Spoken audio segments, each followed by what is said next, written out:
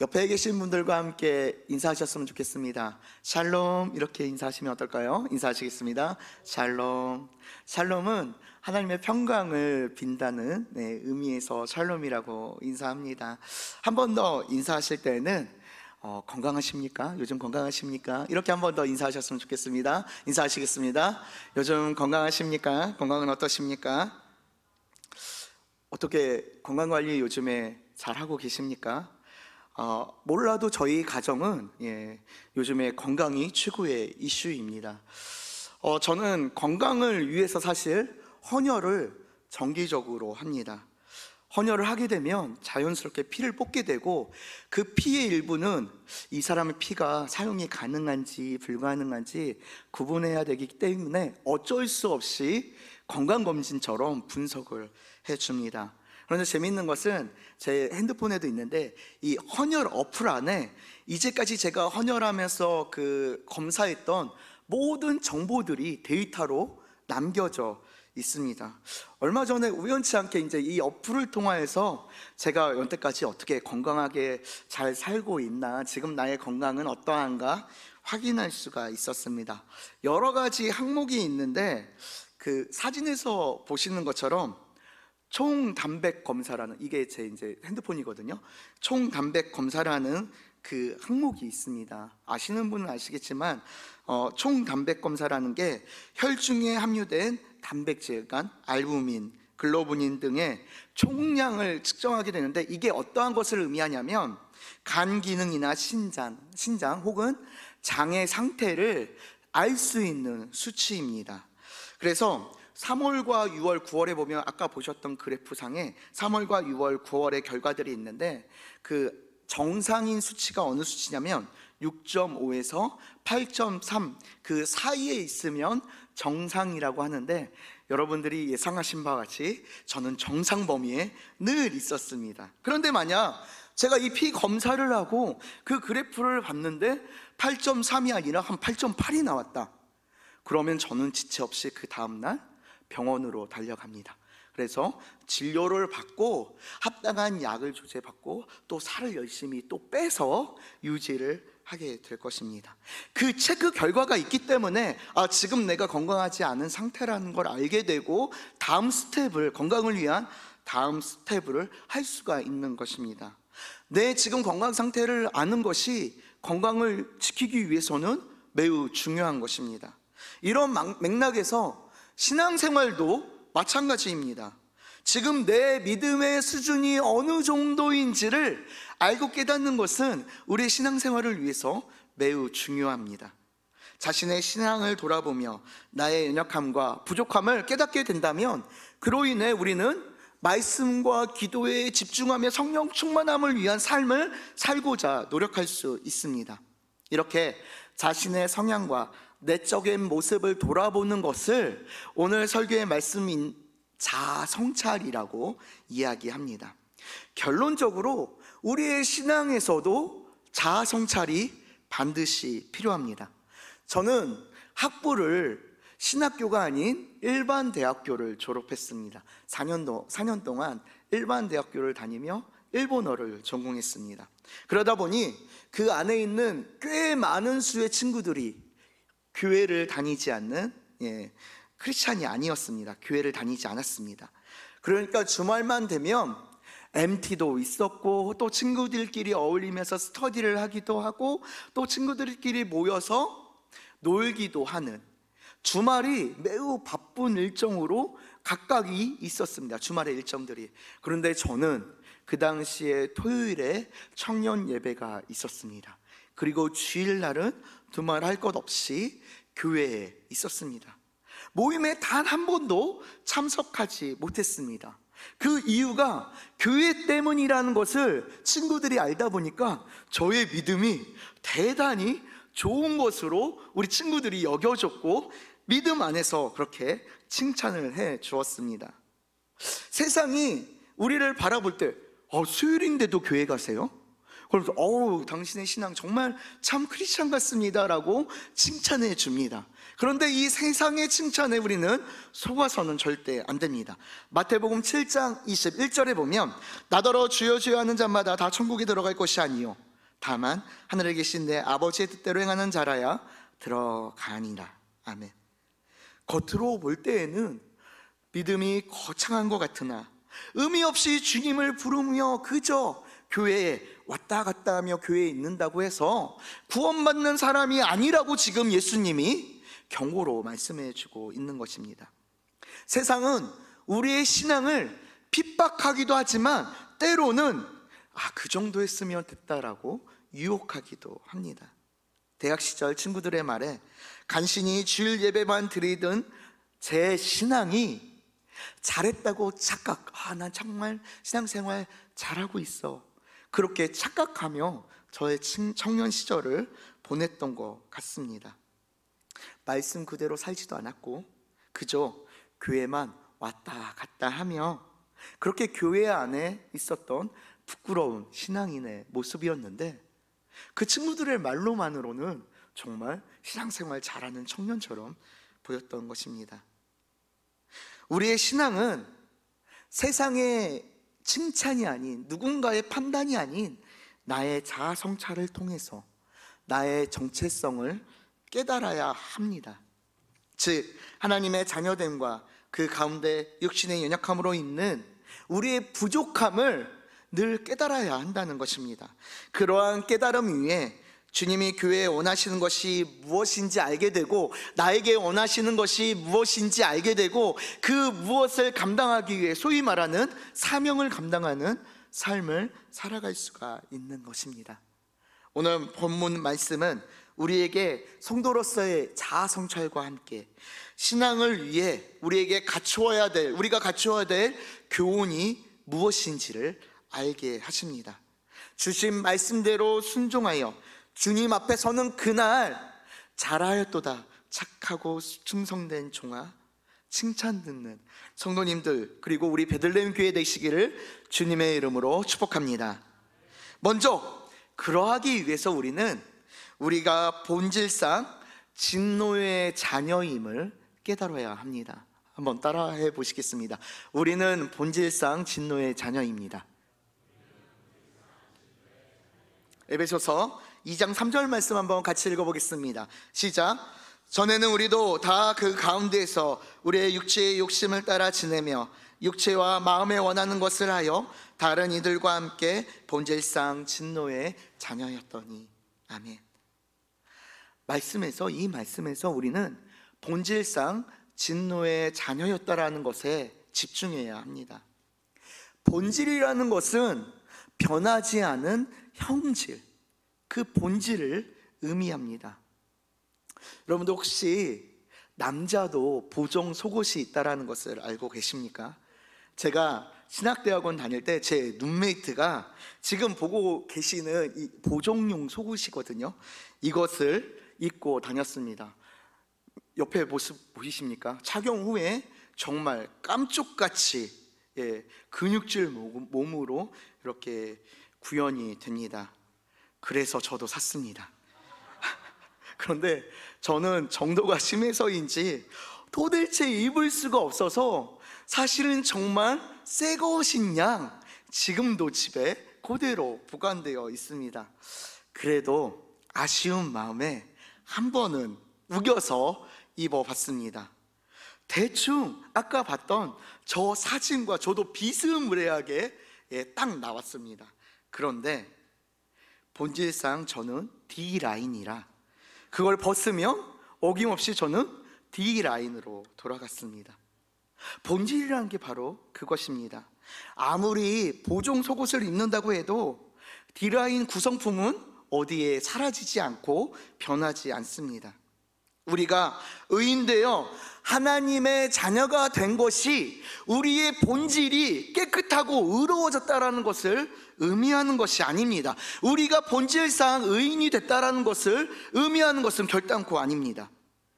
우리의 죄악을 그저 예수 그리스도의 십자가의 보혈의 공로로 하나님이 죄 없더라고 여겨주신 것 뿐입니다. 우리의 죄악된 본질은 여전하기에 우리는 지금도 우리는 주님 앞에 여전히 죄인입니다를 고백하게 되고 고백할 수밖에 없습니다. 그러니 우리의 매일의 삶은 우리의 본질과 칭의 가운데 치열한 전투를 벌이게 됩니다.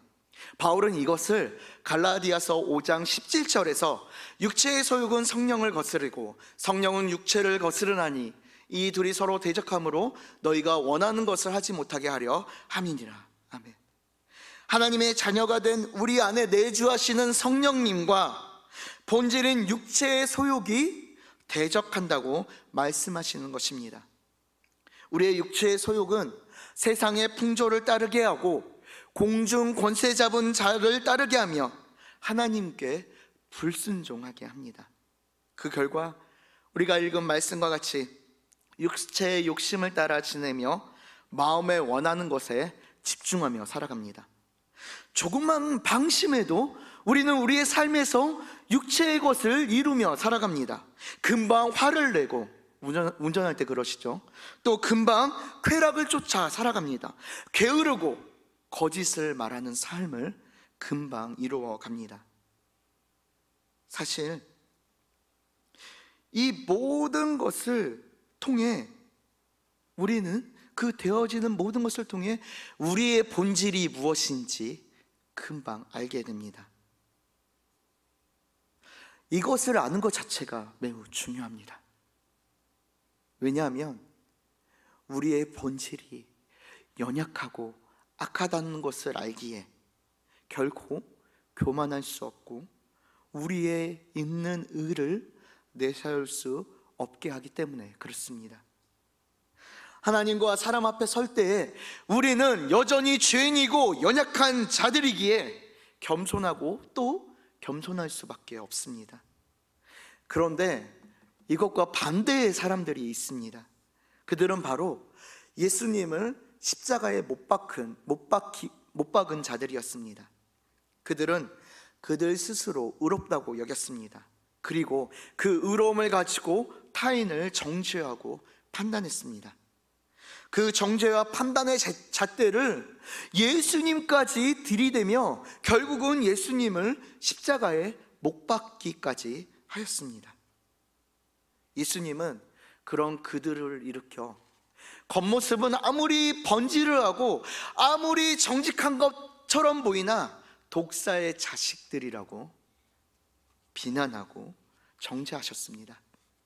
신앙생활의 기본은 바로 내가 본질상 진노의 자녀임을 고백하는 것입니다.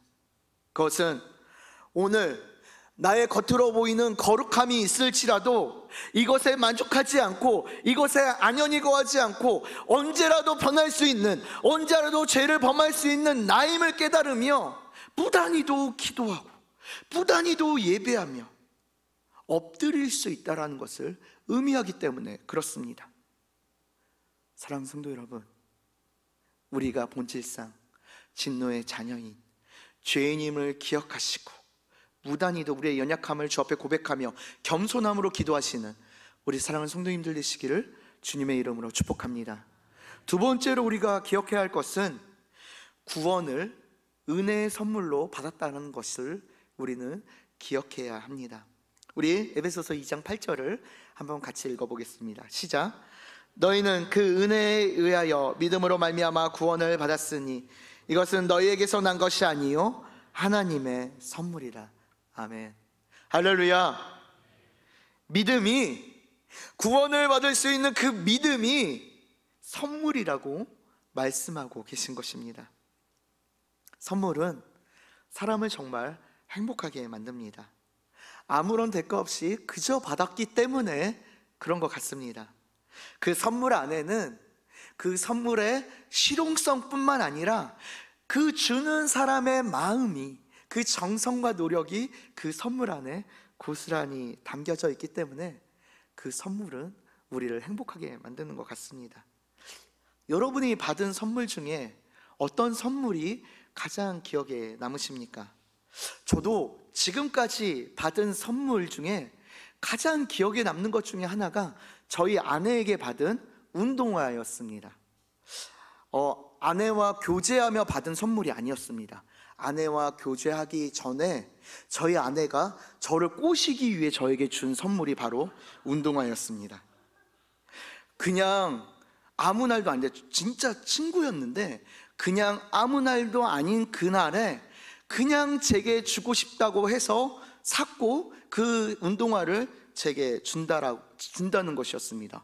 그런데 색깔도 너무나 제가 좋아하는 색깔이었고, 무엇보다도 제 발에 딱 맞는 신발을 제게 선물해 주었습니다.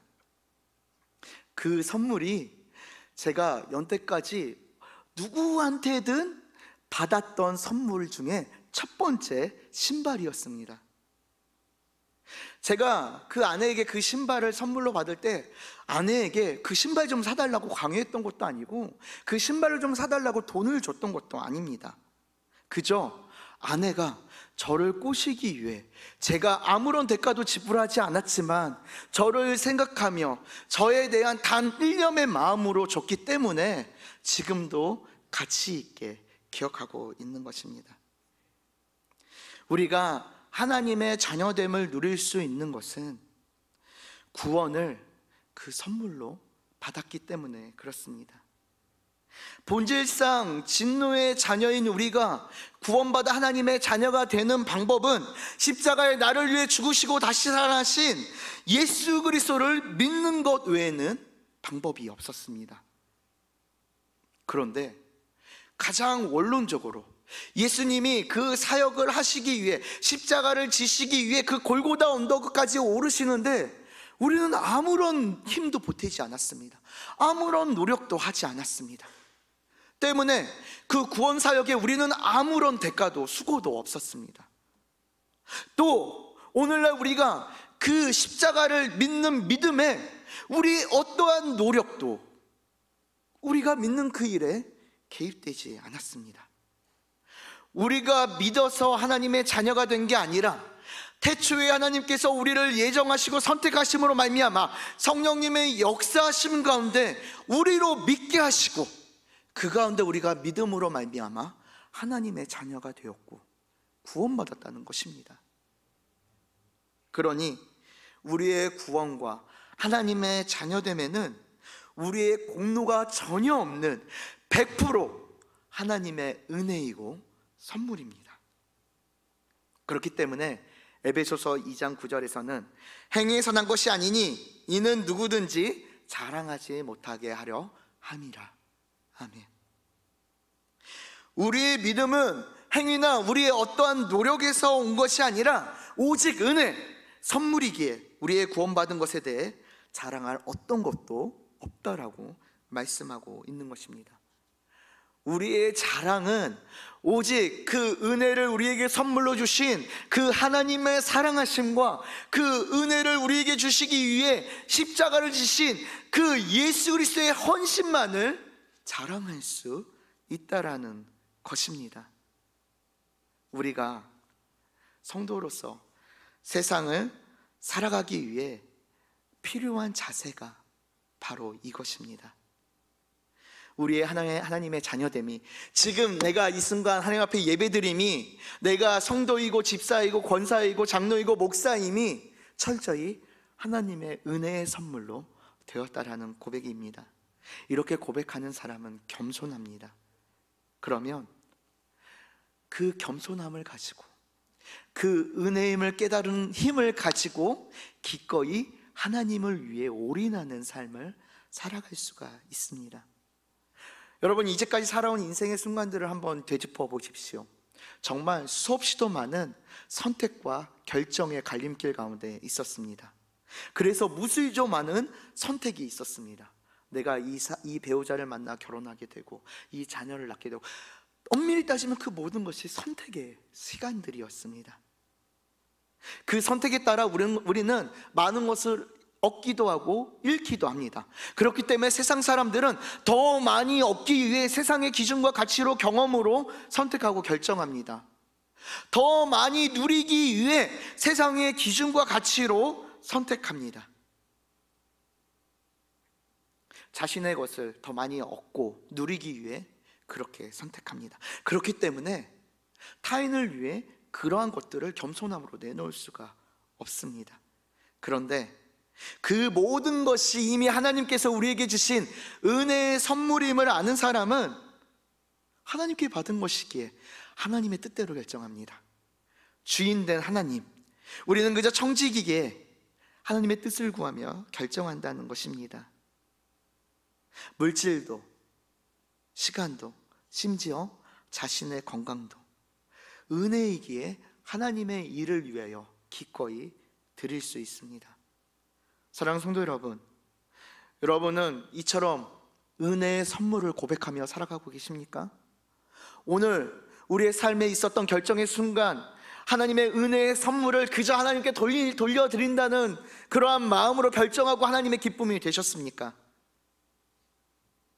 하나님의 은혜의 선물을 깨달으시고 하나님의 은혜에 맞게 세상과 다른 기준으로 선택하며 결정하여 하나님의 기쁨 내는 우리 사랑하는 성도님들 되시기를 주님의 이름으로 축복합니다.